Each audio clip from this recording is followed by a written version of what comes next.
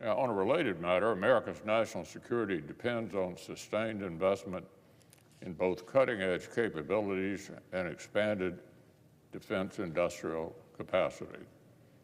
That's why I continue to insist on overdue steps like the full-year defense appropriations and national security supplemental the Senate passed earlier this year.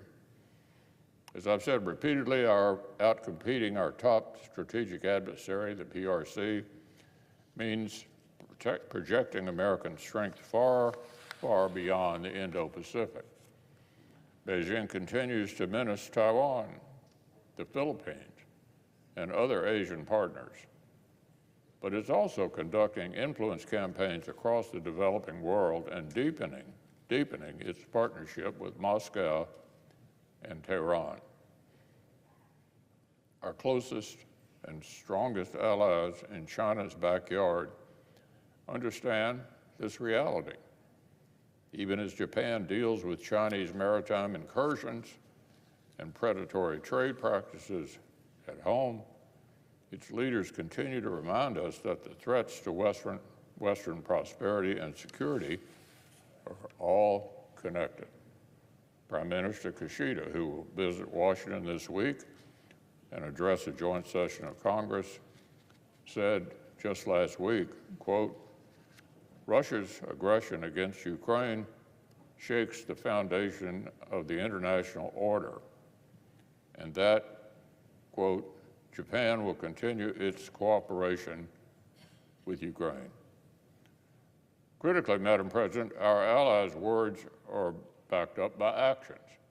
Over the past 2 years since Putin's escalation, Japan has pledged $12 billion to Ukraine's resistance. And Prime Minister Kishida's trip to Kyiv last year made him the first Japanese leader to visit a conflict zone since World War II.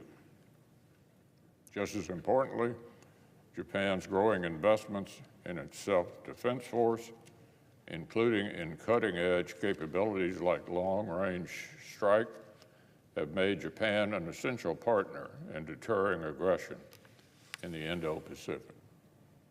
Today, there's still room to work even more closely with committed allies like Japan to protect our technology from Chinese theft, leverage our advanced industries to improve collective security, and build more resilient supply chains.